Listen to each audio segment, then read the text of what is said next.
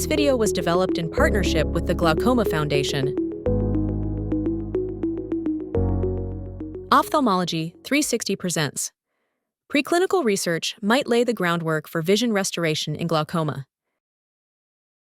Hi, my name is Tom Johnson. I'm an associate professor of ophthalmology at the Johns Hopkins School of Medicine, and I'm a glaucoma specialist and a neuroscientist. Glaucoma is a really difficult disease.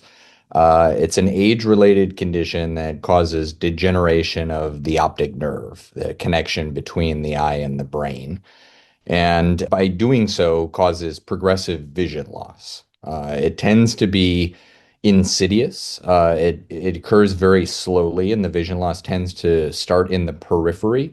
So people tend not to notice it sometimes until very late stages of the disease. But the key problem with glaucoma and all optic neuropathies is that when vision loss does occur due to that disease, it's permanent. We, at this point in time, have no treatments that can restore vision that's been lost to glaucoma.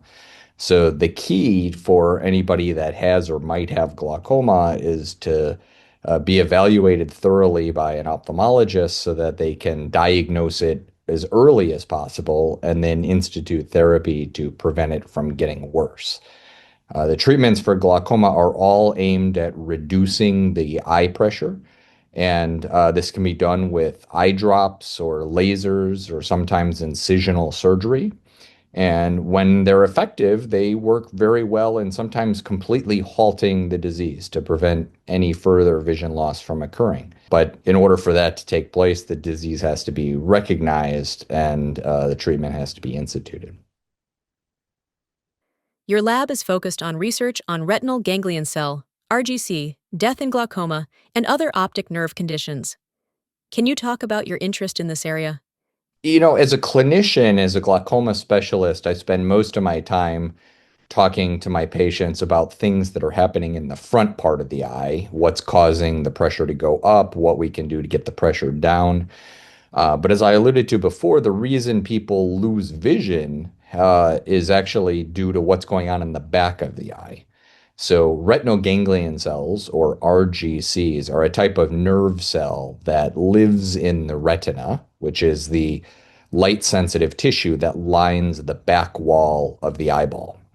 And these neurons are special in that they connect to other nerve cells in the retina, so they receive information about light entering the eye. And then they communicate that to the brain by way of these very long fibers called axons that run all the way through the optic nerve and into various vision supporting centers in the middle of the brain. And so in order to really understand glaucoma and in order to develop treatments to better help patients preserve or restore their vision, we really need to understand more about these retinal ganglion cells and why they're dying in glaucoma. I've been interested in the fact that glaucoma has been an intense area of research for decades, yet we still don't really understand why retinal ganglion cells die in the disease. We know it has something to do with the eye pressure, most notably because if people have glaucoma and we reduce their eye pressure, their disease stops getting worse. But we don't fully understand the link between eye pressure and retinal ganglion cell death. There seems to be some sort of an injury to these nerve cells at the point where they exit the back of the eye and enter the optic nerve. That's called the optic nerve head. And there's evidence to suggest that it could be mechanical damage, that these axons are being kinked as they go through the sensitive tissue at the back of the eye. There could be issues with poor blood supply as the pressure goes up. Some people have implicated inflammatory processes, neuroinflammation, and excitotoxicity as contributing factors, but we really don't have a strong unifying model for what's causing retinal ganglion cell death. So that's been an interest of our lab for a while. Because as we better understand the gene pathways or the cellular events that are leading to retinal ganglion cell death, we could then develop targeted therapies that have nothing to do with eye pressure per se, but might act directly on the retinal ganglion cells to enhance their resilience in the disease. That class of treatment that has been under investigation for 20 or 30 years now is called neuroprotection. And we're very excited now that there are several randomized clinical trials that are being instituted or conducted for potential new neuroprotective therapies for glaucoma that may be headed down the pipeline soon. But beyond that, even if we had a perfect neuroprotective drug that would stop visual loss in all patients, that still would not totally solve the problem of glaucoma because, as I said, a lot of people are not diagnosed with the disease until after vision has already been lost. And there are people now that are undergoing therapy, and for whatever reason, the eye pressure is just hard to reduce, and they continue to lose vision from the disease. So my lab's been particularly interested more recently in retinal ganglion cell replacement or regeneration in order to restore vision in glaucoma. Can you walk us through the research you're doing in RGC regeneration and how this research might impact the future of glaucoma treatment and care? We believe that if we can repopulate retinal ganglion cells and reestablish their connections to other nerve cells in the retina and the brain, that could actually restore vision for people that have lost it. And we are investigating this through a number of pathways, but essentially the idea is that we would take human stem cells and we have methods now to differentiate them or turn them into retinal ganglion cell neurons in a dish. The trick, though, is figuring out how to get them to integrate appropriately into the visual pathway of eventually people with optic nerve disease. So we're studying this in the laboratory in a number of preclinical glaucoma and other optic nerve degeneration models. Our work so far has been successful in identifying one of the major barriers to these stem cell derived neurons entering the retina and taking up residence where the former retinal ganglion cells have died. That barrier is the internal limiting membrane, which is a basement membrane that separates the retina from the vitreous cavity.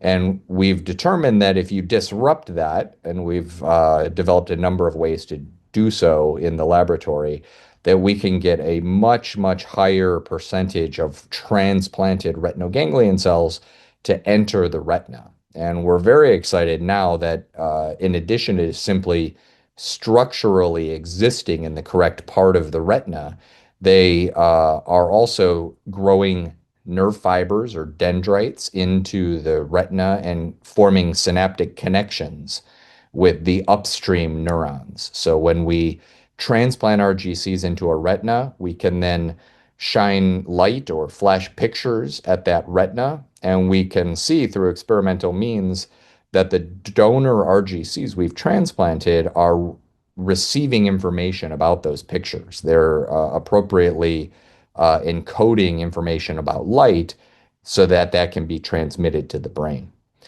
The other half of what needs to happen, and this may be a more formidable challenge, but one that I think there's precedent for, is we have to get those retinal ganglion cells to grow those long axonal fibers through the optic nerve and the brain. We've recently developed evidence that when we transplant RGCs into the retina, they do grow fibers and they know where in the eyeball to go in order to get out of the back of the eye and enter the optic nerve. So we've found human stem cell derived donor RGC axons in the optic nerve of these preclinical models. We're now working to try to figure out how to coax them to grow down the optic nerve and into the brain. And fortunately, there's a lot of good work that's been carried out by some brilliant scientists over the last 15 or 20 years that have shown us some of the most important molecular pathways and drug treatments that might promote this process. That was done originally not by transplanting retinal ganglion cells, but by injuring the optic nerve and then trying to get those surviving retinal ganglion cells to regenerate their axons to the brain. And so we're currently leveraging that information to genetically engineer our transplanted RGCs so that they can do the same thing and find those central subcortical nuclei or visual centers in the brain that they need to communicate with in order to restore vision. So this is all preclinical work. I tell my patients that ask me about this in the clinic, this is experimental. We have a long way to go before we're going to be offering clinical trials or thinking about doing anything like this in human patients. But I think the precedent is there. We've made a tremendous amount of progress in the last 4 or 5 years. And I think it's a matter of time before we're able to regenerate the visual pathway of models or humans that have optic neuropathy. If we're successful, I think it will be a game changer because we'll actually then have a therapy that can not just prevent vision loss, but actually restore it after it's been lost. Your lab is part of the Restore Consortium. Can you talk about its mission, goals, and ongoing work? The Restore Consortium was founded 5 years ago now, based on the idea that retinal ganglion cell replacement and optic nerve regeneration is a really, really complicated problem that is unlikely to be completely solved by one scientist or one lab working in isolation. And the glaucoma community and the neuroscience community are wonderfully collaborative. And so we wanted to leverage that collaboration and get people with diverse areas of expertise and interest talking to and working with each other more directly to address this particular problem. So the consortium now involves more than 300 scientists and clinicians worldwide.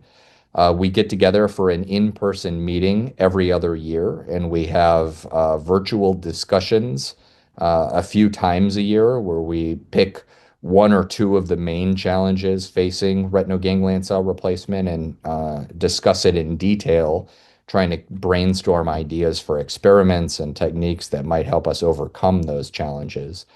And with the help of some foundations, including the Bright Focus Foundation, the Gilbert Family Foundation, the Glaucoma Foundation, and the Glaucoma Research Foundation, we're now in our second iteration of collaborative challenge grants, where we've had Restore Consortium members that have not worked together previously propose a new collaborative endeavor that specifically addresses one of the major challenges of retinal ganglion cell replacement and optic nerve regeneration. So, not just by bringing the community together and brainstorming, but by really promoting calls to action and real experimental work, we're hoping that we can continue to drive the field forward to the point that we may actually be able to translate this technology to real patients.